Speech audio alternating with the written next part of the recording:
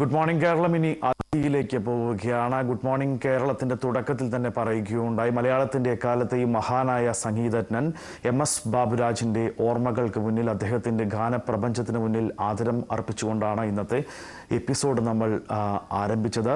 അദ്ദേഹത്തിന്റെ ജീവിതം, അദ്ദേഹത്തിന്റെ പ്രിയപത്നി ബിച്ചയുടെ ഓർമ്മകളിലൂടെ വരികളാക്കിയ, പുസ്തകമാക്കിയ മാധ്യമപ്രവർത്തകൻ കൂടിയായ P. സക്കീർ ഹുസൈൻ ആണ് ഇന്ന് കോഴിക്കോട് സ്റ്റുഡിയോയിൽ നിന്നും അതിഥിയായി ചേരുന്നത്. സക്കീർ ഹുസൈനിലേക്ക് പോകുന്നതിന് മുമ്പ് ബാബുരാജിന്റെ സംഗീത ജീവിതത്തിലേക്ക് ഒരു തിരിഞ്ഞുനോട്ടം ആകാം. സ്വരരാഗങ്ങളുടെ മുന്തിരിച്ചാറ് പോലെ ആസ്വാദകർക്ക് ഏറെ പ്രിയമാണ് ഇന്നും ആ ഗാനങ്ങൾ. തളിരിട്ട കിനാക്കൾ കൊണ്ട് മലയാളത്തെ ഇന്നും വിരുന്നൂട്ടുന്നു ബാബുക്ക തീർത്ത സംഗീത പ്രപഞ്ചം.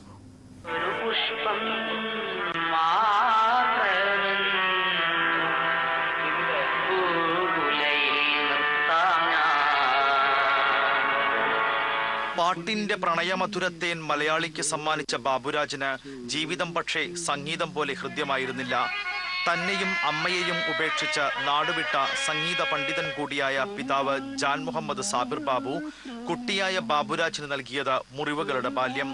ട്രെയിനിൽ പാട്ടുപാടി കുടുംബത്തെ പോറ്റുമ്പോഴാണ് കുഞ്ഞു മുഹമ്മദ് എന്ന പോലീസുകാരനെ കണ്ടുമുട്ടുന്നത്. ബാബുരാജിനെ ദത്തെടുത്ത ഈ പോലീസുകാരൻ തന്നെയാണ് കോഴിക്കോട് അബ്ദുൽ ഖാദർ എന്ന ഗായകനെയും എടുത്തു വളർത്തിയത്. ഗസലുകളുടെയും ഹിന്ദുസ്ഥാനി സംഗീതത്തിന്റെയും താമരപ്പൊയ്കയിലേക്ക് മലയാള ചലച്ചിത്ര സംഗീതത്തെ ആനയിച്ചത് MS ബാബുരാജാണ്.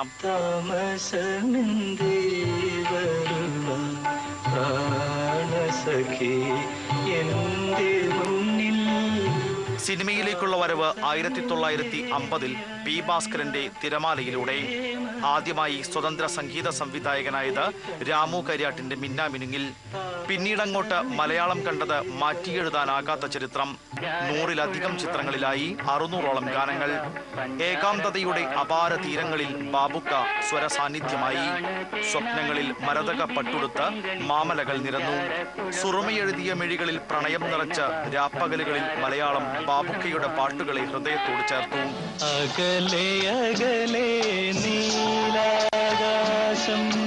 ചന്ദനപ്പല്ലക്കിൽ വീടു കാണാൻ വന്ന ഗന്ധർവ രാജകുമാരനെ കുറിച്ച് പാടുമ്പോഴും പാട്ടിന്റെ പ്രാണസഖിക്ക് മുന്നിൽ താൻ വെറും പാമരനാം പാട്ടുകാരൻ എന്ന് ബാബുക്ക തലകുനിച്ചു.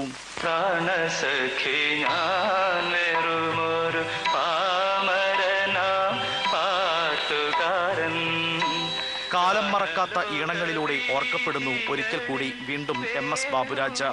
തളിരിട്ട കിനാക്കളുടെ താമരമാല കോർത്ത പാട്ടിന്റെ പ്രജാപതിക്ക് പ്രണാമം. നല്ല പാട്ടുകളുടെ നീലാകാശം തീർത്ത് മനസ്സിൽ മായാതെ MS ബാബുരാജ്.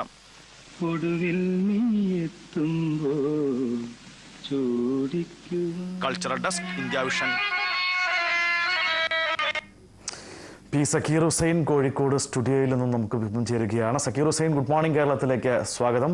പുസ്തകത്തിന്റെ ആമുഖത്തിൽ തന്നെ താങ്കൾ പറയുന്നത് പോലെ സാഹിത്യത്തിൽ വൈക്കം മുഹമ്മദ് ബഷീർ എന്നതുപോലെയാണ് സംഗീതത്തിൽ ബാബുരാജ്. ദൈവം ഒരുപക്ഷെ ബാബുരാജിന്റെ ഹാർമോണിയത്തിൽ സംഗീതമായി നിറയുകയായിരുന്നു എന്നും താങ്കൾ ആമുഖത്തിൽ തന്നെ സൂചിപ്പിക്കുന്നുണ്ട്.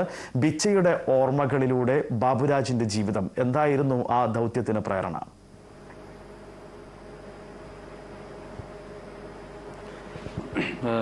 നമുക്ക്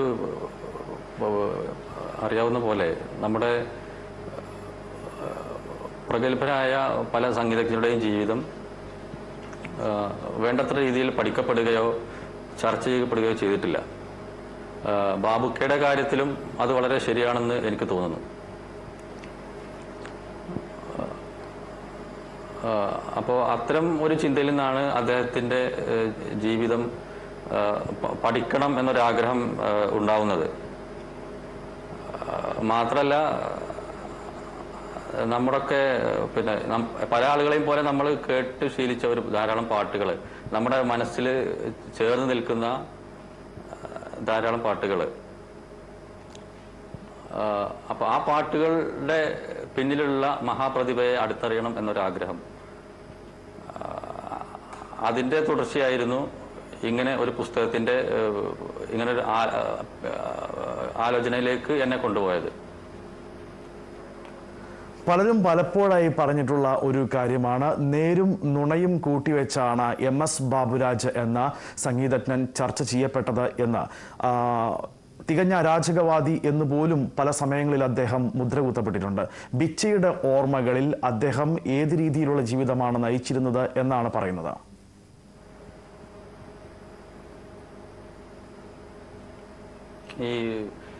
എനിക്ക് തോന്നുന്നത് പിന്നെ ബാബുക്ക ജീവിച്ചിരിക്കുമ്പോൾ അദ്ദേഹത്തെ കുറിച്ച് കാര്യമായ ഞാൻ നേരത്തെ പറഞ്ഞ പോലെ ഒരു കാര്യമായ പഠനങ്ങളോ കാര്യങ്ങളോ ഒന്നും നടന്നിട്ടില്ല. അതുകൊണ്ട് തന്നെ അദ്ദേഹം പിന്നീട് 1978 അദ്ദേഹം മരിക്കുന്നത്. അതിനുശേഷം കുറെ കാലം കഴിഞ്ഞിട്ട് പത്രപ്രവർത്തകനായ ജമാൽ കൊച്ചങ്ങാടി അദ്ദേഹം ബാബുക്ക എന്ന് പറഞ്ഞിട്ട് ഒരു പുസ്തകം എഡിറ്റ് ചെയ്യേണ്ടായിരുന്നു.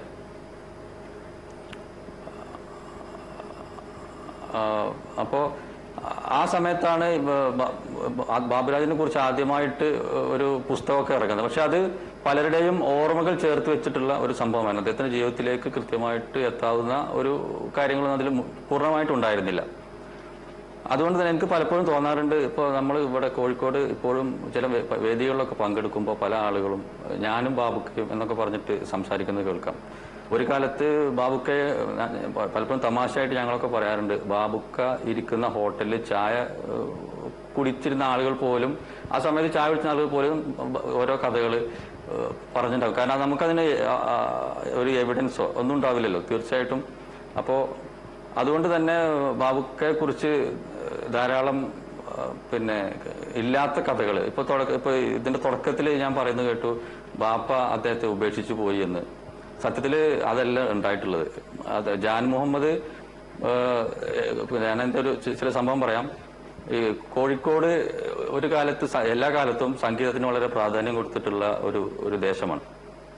അപ്പോൾ വളരെ വർഷങ്ങൾക്ക് മുമ്പ് 1900 മുമ്പ് ഇവിടെ ആദ്യം നാടകമാണ് ഇവിടെ പ്രചാരത്തിലുണ്ടായിരുന്നത്. അപ്പൊ നാടക സംഘങ്ങൾ കോഴിക്കോട് തമ്പടിക്കുകയും അങ്ങനെ ആളുകൾ അന്നത്തെ കാലത്ത് അതിന് രാത്രി ഇത് കാണാൻ വരികയോ ഒക്കെ ചെയ്തിരുന്നു. കോഴിക്കോട് ഒരു മുസ്ലിം പ്രദേശമാണ്.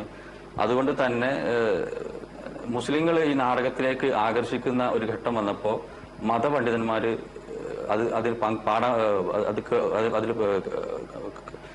അത് കാണാൻ പാടില്ല എന്ന് പറയുകയുണ്ടായി. അപ്പൊ അതിന് അവർ അനുവാദം കൊടുത്തത് പാട്ട് ആവാം, സംഗീതമാവാം എന്നതായിരുന്നു. അതിന്റെ തുടർച്ചയായിട്ടാണ് കോഴിക്കോട് സംഗീതം വരുന്നത്.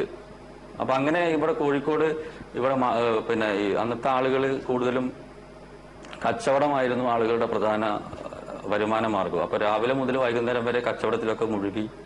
അതിനുശേഷം അവരുടെ ഒരു ഉല്ലാസത്തിന് വേണ്ടിയിട്ട് അവര് കണ്ടെത്തിയത് സംഗീതമാണ്. അപ്പോൾ രാത്രി ഒരു ഇശാ നമസ്കാരം, ഒരു ഏകദേശം ഇശാ നമസ്കാരം എന്ന് പറഞ്ഞാൽ ഒരു 8 മണി ആ സമയത്തിന് ശേഷം മാളികപ്പുറങ്ങളിൽ എല്ലാവരും ഒരുമിച്ച് കൂടും. എന്നിട്ട് പാട്ട്, നല്ല ഭക്ഷണം, അങ്ങനെയൊക്കെ ആയിട്ടുള്ള ഒരു ആഘോഷമായിരുന്നു ആ കാലത്ത് ഉണ്ടായിരുന്നത്. അപ്പോൾ ഇതിന്റെ ഭാഗമായിട്ട് പല പ്രമാണിമാരുടെയും വീടുകളിൽ മാളികപ്പുറങ്ങൾ ഉണ്ടാവും. അപ്പോൾ 2, 3, 4 സംഘങ്ങളായിട്ടായിരിക്കും പാട്ടുണ്ടാകുക. അപ്പോൾ ഒരു മാളികപ്പുറത്ത് വളരെ പ്രഗത്ഭനായ ഒരാൾ വന്നു കഴിഞ്ഞാൽ അയാളെ വെല്ലാൻ വേണ്ടി ഉള്ള ഒരാളെ പിന്നെ കൊണ്ടുവരും. അപ്പോൾ ഗുൽ മുഹമ്മദ് എന്ന് പറഞ്ഞിട്ട് ഒരു സംഗീതജ്ഞൻ, ഗുൽ മുഹമ്മദിനെ നമുക്ക് പറഞ്ഞാൽ അറിയാം. ഇപ്പോൾ KG സത്താർ, അദ്ദേഹം ഇപ്പോഴും ജീവിച്ചിട്ടുണ്ട്. അദ്ദേഹത്തിന്റെ ഗായകനായ KG സത്താറിന്റെ ബാപ്പയാണ് ഗുൽ മുഹമ്മദ്. അപ്പൊ ഗുൽ മുഹമ്മദിനെ ഒരു കൂട്ടർ കൊണ്ടുവന്നപ്പോ അദ്ദേഹത്തിനെ തോൽപ്പിക്കാൻ വേണ്ടിയിട്ട് മറ്റൊരു ഗായകനെ തേടിയുള്ള അന്വേഷണം. അങ്ങനെയാണ് ബറാമിയായ കോയസൻ കോയ ബോംബെയിൽ വെച്ചിട്ട് ജാൻ മുഹമ്മദിനെ കണ്ടുമുട്ടുന്നത്. അങ്ങനെ ജാൻ മുഹമ്മദിനെ അദ്ദേഹം കോഴിക്കോട്ടേക്ക് ക്ഷണിക്കുകയാണ്. പിന്നീട് അടുത്ത തവണ കോയസൻ കോയ തിരിച്ചു വരുന്ന സമയത്ത് അദ്ദേഹത്തിന്റെ കൂടെ ജാൻ മുഹമ്മദ് ഉണ്ട്. അങ്ങനെ ജാൻ മുഹമ്മദ് കോഴിക്കോട്ടുകാർക്ക് പ്രിയപ്പെട്ട ഒരു പാട്ടുകാരനായി മാറുകയാണ്. അങ്ങനെ പിന്നെ ജാൻ മുഹമ്മദിനെ ഇവിടെ നിലനിർത്തേണ്ട ഒരു കാര്യത്തെ കുറിച്ചായി ആളുകൾ ചിന്തിക്കുന്നത്. അതിന്റെ ഭാഗമായിട്ടാണ് അദ്ദേഹത്തിന് ഒരു കല്യാണം കഴിച്ചു കൊടുക്കുന്നതും അതിൽ ബാബുരാജ് ഉണ്ടാവുന്നതും. ജാൻ മുഹമ്മദാണ് ബാബുക്കയെ സംഗീതത്തിന്റെ ആദ്യത്തെ ഗുരുവൊക്കെ ആയിട്ടുണ്ടായിരുന്നത്. പിന്നീട് അദ്ദേഹം മരിക്കുകയാണ്. അദ്ദേഹം മരിച്ച ശേഷമാണ് കുടുംബത്തെ പോറ്റാൻ വേണ്ടിയിട്ട് ബാബുക്ക കഷ്ടപ്പെടുന്നതും ഒക്കെ. അപ്പോൾ ഇത് അല്ല, ജാൻ മുഹമ്മദ് അദ്ദേഹം ഉപേക്ഷിച്ചു പോയതല്ല, അദ്ദേഹം മരിക്കുകയാണ് ചെയ്യുന്നത്. അങ്ങനെ ധാരാളം കെട്ടുകഥകൾ. ഞാൻ പിന്നെ അതുപോലെ അദ്ദേഹത്തിന്റെ മരണത്തെക്കുറിച്ച് ഒരു തവണ ഞാൻ ഈ പുസ്തകം എഴുതാൻ വേണ്ടിയിട്ട് ഒരാളെ പോയി കാണുകയുണ്ടായി. അപ്പൊ അദ്ദേഹം പറഞ്ഞത് അദ്ദേഹം രാത്രി മദ്യപിച്ച ശേഷം രാത്രി അങ്ങനെ കിടന്നിട്ട് ടെറസിന്റെ മുകളിൽ മരിച്ചു കിടക്കുകയായിരുന്നു എന്നൊക്കെയാണ്. പക്ഷെ സത്യത്തിൽ അതല്ല. അപ്പൊ അദ്ദേഹം പിന്നെ അദ്ദേഹത്തിന്റെ അമ്മാവിന്റെ വീട്ടിൽ നിന്ന് ഭക്ഷണം കഴിച്ചിട്ട് അദ്ദേഹത്തിന്റെ അമ്മാവനുണ്ട് മദ്രാസില്. അപ്പോ അവിടെ ഭക്ഷണം കഴിച്ച ശേഷം പെട്ടെന്ന് അദ്ദേഹം തളർന്നു വീഴുക ചെയ്യുന്നത്. അപ്പൊ അങ്ങനെയൊക്കെയുള്ള ധാരാളം കെട്ടുകഥകൾ. പിന്നെ ഇപ്പോ ഇനി പറയാൻ പോകുന്നുണ്ട് ഈ താമസം എന്തേ വരുവാൻ എന്നുള്ള പാട്ടുമായി ബന്ധപ്പെട്ടു.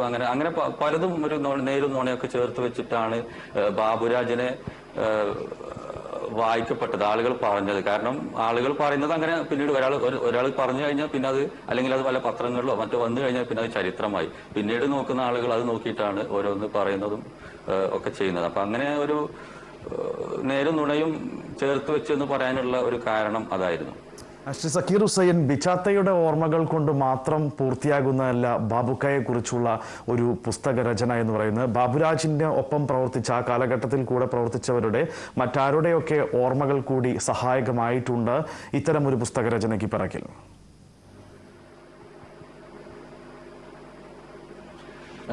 സത്യത്തില് ഈ പുസ്തകം ഞാനിത് ചന്ദ്രിക ആഴ്ചപ്പതിപ്പിലാണ്, ഞാനന്ന് അവിടെ സബ് എഡിറ്ററാണ്, അതിലാണ് ഇത് സീരിയലൈസ് ചെയ്ത് വന്നത്. അപ്പൊ അന്ന് പിന്നെ ചന്ദ്രികയുടെ പിന്നെ ഞങ്ങളുടെ ആ സമയത്ത് ചന്ദ്രികയുടെ പീരിയോഡിക്കൽസ് എഡിറ്റർ ഷിഹാബുദ്ദീൻ പൊയ്ത്തുംകടവ്, അത് ചീഫ് എഡിറ്റർ ടി.പി. ചെറുപ്പ്. അപ്പൊ അവരുടെയൊക്കെ ഒരു നിർദ്ദേശത്തോട് കൂടിയിട്ടാണ് ഞാൻ ഇതിന് വേണ്ടിയിട്ട് ഇറങ്ങിയത്. അപ്പോൾ സത്യത്തിൽ ഇതിന് ഇറങ്ങി നോക്കുമ്പോഴാണ് ഇതിന് കിട്ടാവുന്ന ഇൻഫർമേഷൻ വളരെ കുറവാണ് എന്ന് മനസ്സിലായത്. കാരണം ഞാൻ നേരത്തെ പറഞ്ഞ പോലെ പിന്നെ ജമാൽ കൊച്ചങ്ങാടി എഡിറ്റ് ചെയ്തൊരു പുസ്തകം മാത്രമാണ് ബാബുക്കയെ കുറിച്ച് ആ സമയത്ത് വന്നിട്ടുണ്ടായിരുന്നു. പിന്നീട് 1-2 പുസ്തകങ്ങൾ ഇറങ്ങി. പക്ഷെ അതൊക്കെ ഈ പുസ്തകത്തിൽ നിന്ന് എടുത്ത ലേഖനങ്ങൾ ഉൾക്കൊള്ളിച്ചിട്ടുള്ള ഒരു സംഭവങ്ങളായിരുന്നു. അപ്പൊ നമുക്ക് എവിഡൻസ് ഇല്ല. നമുക്ക് ഇതിന്റെ ഡീറ്റെയിൽസ് കിട്ടാൻ വളരെ ബുദ്ധിമുട്ടായിരുന്നു. അപ്പോ മാത്രമല്ല, ബിച്ചാത്ത ബാബുരാജിന്റെ വീട്ടിലുള്ള അവരൊരു ഭാര്യയാണ്. അപ്പൊ അതുകൊണ്ട് തന്നെ വീട്ടിലുള്ള ഒരു ബാബുക്കയെ മാത്രമേ അവർക്ക് അറിയുള്ളൂ. പിന്നെ കുറെ പറഞ്ഞ് കേട്ടൊക്കെ അവർക്കറിയാം. അപ്പൊ അതിന്റെ ഭാഗമായിട്ട് കുറെ പേരെ ഞാൻ പോയി കാണുകയുണ്ടായി. അതിൽ ഒരു പ്രധാനപ്പെട്ട ഒരാള് PNM മാലിക്കോയ. അദ്ദേഹം ഇപ്പോൾ ജീവിച്ചിരിപ്പില്ല. അദ്ദേഹം എനിക്ക് തോന്നുന്നു ഈ മുസ്ലിം പരിഷ്കർത്താക്കളിൽ പെടുന്ന ഒരാളാണ്. കേട്ടിക്ക് മുമ്പ് മുസ്ലിം സമൂഹത്തിലെ അനാചാരത്തെ കുറിച്ച് നാടകങ്ങളൊക്കെ എഴുതി അവതരിപ്പിച്ച ആളാണ് PNM മാലിക്കോയ. അപ്പോൾ അദ്ദേഹത്തെ പോയി കണ്ട് അദ്ദേഹത്തിന്റെ നാടകത്തിൽ ബാബുക്ക സംഗീതം കൊടുത്തിട്ടുണ്ട്. അപ്പോൾ അദ്ദേഹത്തെ പോയി കണ്ട് അദ്ദേഹത്തോട് സംസാരിച്ചു. മറ്റൊരാള് പിന്നെ നമ്മുടെ കോഴിക്കോട് അബ്ദുൽ ഖാദർ, അദ്ദേഹത്തിന്റെ മകൻ നജ്മൽ ബാബു, അദ്ദേഹവും ബാബുക്കയുമായിട്ട് അടുത്ത പരിചയമുള്ള ഒരാളായിരുന്നു. അതുപോലെ അന്ന് ബാബുക്കയുടെ ഗായക സംഘത്തിലുണ്ടായിരുന്ന കുറച്ചു പേരുണ്ട്. KR വേണുവേട്ടനും ഇപ്പൊ കഴിഞ്ഞ വർഷം മരണപ്പെട്ടു. അതുപോലെ പിന്നെ വടകരയിൽ ഉണ്ട് AK സുകുമാരൻ. അദ്ദേഹം മണിമുകിലെ എന്നൊക്കെ പറഞ്ഞിട്ടുള്ള പാട്ടുകൾ S ജാനകിയുടെ കൂടെ പാടിയ ആളാണ്. ബാബുക്കയാണ് അദ്ദേഹത്തെ മദ്രാസിലേക്ക് വിളിക്കുന്നതും പാട്ട് പാടിക്കൊക്കെ ചെയ്യുന്നത്. അങ്ങനെ മറ്റൊരാള് പിന്നെ കോഴിക്കോട് കാലിക്കറ്റ് മ്യൂസിക് ക്ലബ്ബ് നടത്തുന്ന, അപ്പോഴും അദ്ദേഹം ഇവിടെ ഉണ്ട്, കോഴിക്കോടുണ്ട്. പിന്നെ CM വാടിയിൽ. പിന്നെ അതുപോലെ ബാബുക്കയെ ആദ്യമായിട്ട് ഒരു തവണ മാത്രമേ ബാബുക്ക ഗൾഫിൽ പര്യടനം നടത്തിയിട്ടുള്ളൂ, അവിടെ പ്രോഗ്രാം നടത്തിയിട്ടു. അതിനുവേണ്ടി അദ്ദേഹത്തെ കൊണ്ടുപോയത് കോഴിക്കോട് അബ്ദുൽ ഖാദറിന്റെ മരുമകൻ ബീരാൻകയാണ്. അപ്പൊ അങ്ങനെ അതുപോലെ മച്ചാട്ട് വാസന്തി, അങ്ങനെ ധാരാളം പേരെ കണ്ട് അവരിൽ നിന്നൊക്കെ സംസാരിച്ചിട്ടാണ് ഈ പുസ്തകം പൂർണ്ണമാക്കാൻ എനിക്ക് സാധിച്ചത്. കാരണം ഞാൻ നേരത്തെ ഈ പുസ്തകം ഇങ്ങനെ ഒരു ആലോചിക്കുമ്പോൾ തന്നെ എനിക്ക് തോന്നി, എന്തായാലും കിട്ടാവുന്ന വിവരങ്ങൾ പരിപൂർണമായി ഉൾക്കൊള്ളിച്ച് ബാബുരാജിന്റെ ഒരു ജീവചരിത്രം എന്ന് പറയാനാവില്ലെങ്കിൽ കിട്ടാവുന്ന വിവരങ്ങളൊക്കെ ഉൾക്കൊള്ളിച്ച് വായിക്കുമ്പോൾ ഏകദേശം അദ്ദേഹത്തിന്റെ ജീവിതത്തിന്റെ ഒരു ആകത്തുക കിട്ടുന്ന വായനക്കാരന് കിട്ടണം എന്ന ഒരാഗ്രഹം എനിക്കുണ്ടായിരുന്നു. അപ്പൊ അതുകൊണ്ട് തന്നെ മാത്രമല്ല, കിട്ടാവുന്ന പ്രസിദ്ധീകരണങ്ങളും ഒക്കെ സംഘടിപ്പിച്ച് വായിച്ച് കുറെ ഫയലുകൾ ചില പത്ര ഓഫീസുകളിലൊക്കെ പോയി അങ്ങനെയൊക്കെയാണ് ഇത് പൂർത്തിയാക്കാൻ കഴിഞ്ഞത്. സക്കീർ നേരത്തെ പറയുകയുണ്ടായി താമസം എന്തേ വരുവാൻ എന്ന ഗാനത്തെക്കുറിച്ച്. ദാസേട്ടന്റെ ആദ്യ ഹിറ്റ് ഗാനമാണ് അത്. ബാബുരാജിന്റെ ഹാർമോണിയത്തിൽ നിന്നും പിറന്നതാണ്. പറഞ്ഞു കേട്ടിട്ടുണ്ട് ദാസേട്ടൻ 19ാമത്തെ ടേക്കിൽ ഓക്കെയാക്കിയ ഗാനമാണ് എന്ന്. ആ ഗാനത്തിന്റെ റെക്കോർഡിംഗുമായി ബന്ധപ്പെട്ട ഓർമ്മകൾ എങ്ങനെയാണ് പുസ്തകത്തിൽ അനാവരണം ചെയ്യപ്പെടുന്നത്?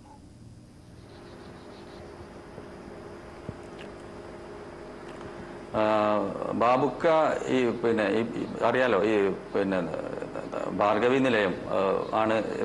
ഭാർഗവി നിലയം എന്നുള്ള സിനിമയിലെ ആണ് ഈ താമസം എന്തേ വരുക എന്നുള്ള ഗാനം. അതിന്റെ രചന നിർവഹിച്ചത് നമുക്കറിയാം, നമുക്കൊക്കെ പ്രിയങ്കരനായ വൈക്കം മുഹമ്മദ് ബഷീർ അദ്ദേഹമാണ്. സംവിധാനം ചെയ്തത് വിൻസെന്റ് മാഷാണ്.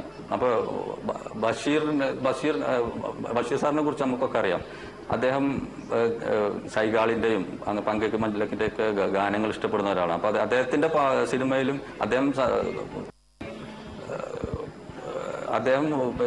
തിരക്കഥ എഴുതുന്ന സിനിമയിലും അത്ര നല്ല പാട്ടുകൾ വേണമെന്ന് അദ്ദേഹത്തിന് നിർബന്ധം ഉണ്ടായിരുന്നു. അതുപോലെ വിൻസെന്റ് മാഷും അത്തരം പാട്ടുകൾ വേണം എന്നുള്ള അഭിപ്രായമുള്ള ആളായിരുന്നു. അങ്ങനെ അതിന്റെ ഭാഗമായിട്ടാണ് പി ഭാസ്കരൻ പാട്ടുകൾ എഴുതുന്നത്.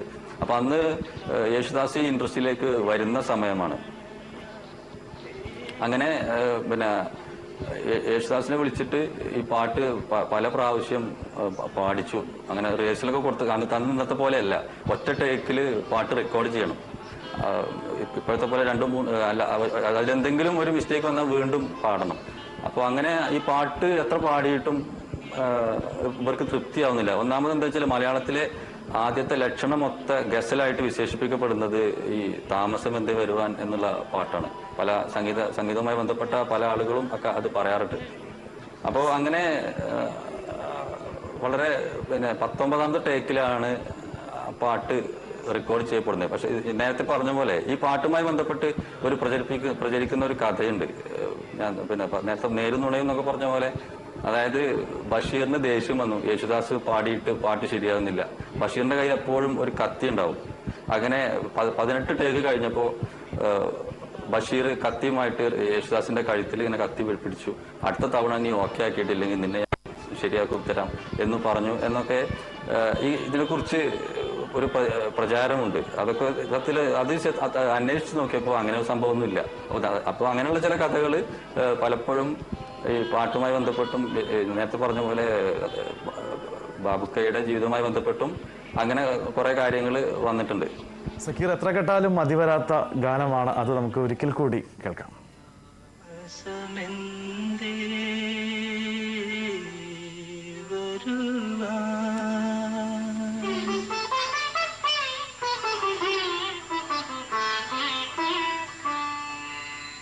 താമസമെന്തേ വരുവാൻ പ്രാണസഖി എൻ്റെ മുന്നിൽ, താമസമെന്തേ അണയാൻ പ്രേമമായി എൻ്റെ കണ്ണിൽ, താമസമെന്തേ വരുവാൻ പ്രാണസഖി എൻ്റെ മുന്നിൽ, താമസമെന്തേ അണയാൻ പ്രേമമായി എൻ്റെ കണ്ണിൽ, താമസമെന്തേ വരുവാൻ.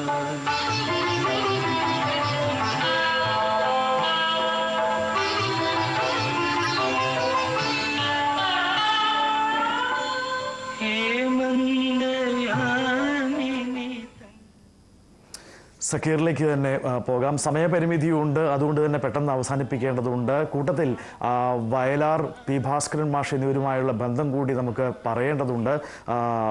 പി ഭാസ്കരൻ മാഷ് ജനിച്ചത് തന്നെ ബാബുരാജിന് വേണ്ടി ഗാനങ്ങൾ എഴുതാനാണ് എന്ന ഒരു ധാരണ പോലും അക്കാലത്തുണ്ടായിരുന്നു. ബിച്ച തന്നെ അത് പലപ്പോഴും സൂചിപ്പിച്ചതായി പുസ്തകത്തിൽ പറയുന്നുണ്ട്. വയലാറുമായുള്ള ഗാനത്തിന് വേണ്ടിയുള്ള ഇരുത്തം വളരെ പ്രസിദ്ധമാണ് എന്നും കേട്ടിട്ടുണ്ട്. പുലരും വരെ നീളുന്ന ആ ഇരുത്തം വളരെ പ്രസിദ്ധമാണ്. ഇരുവരുമായുള്ള ഒരു ആത്മബന്ധം എങ്ങനെയാണ് പുസ്തകത്തിൽ ഇതിൽ വിരിയുന്നത്?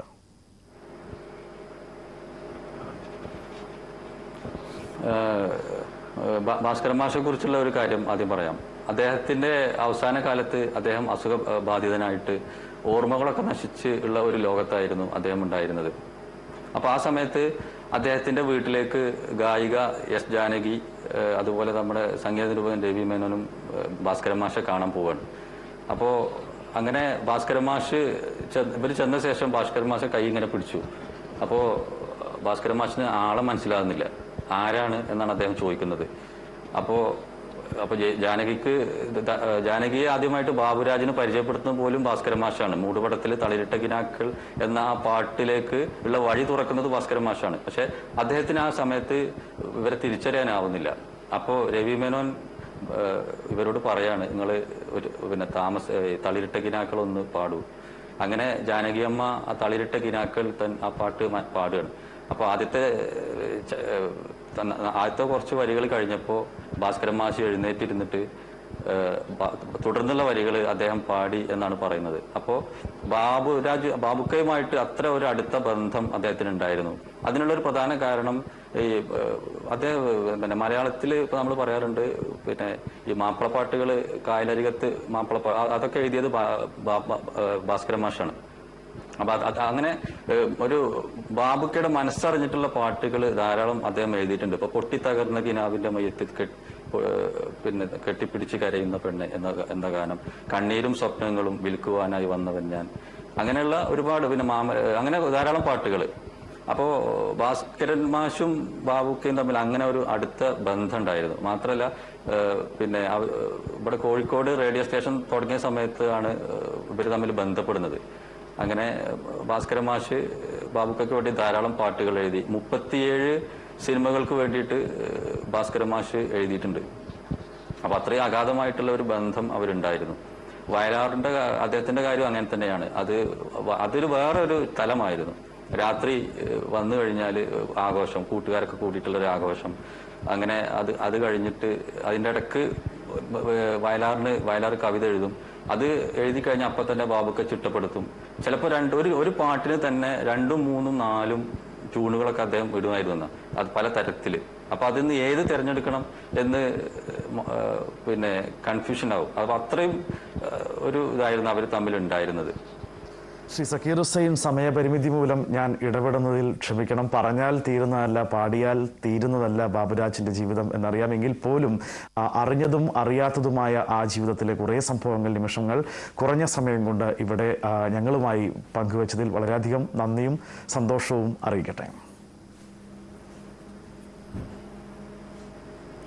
ഇങ്ങനൊരു അവസരം നൽകിയതിൽ ഇന്ത്യ വിഷനും നന്ദിയുണ്ട്. നമസ്കാരം. ഗുഡ് മോർണിംഗ് കേരളം ഇടവേളയ്ക്ക് ശേഷം വീണ്ടും വാർത്തകളിലേക്ക്.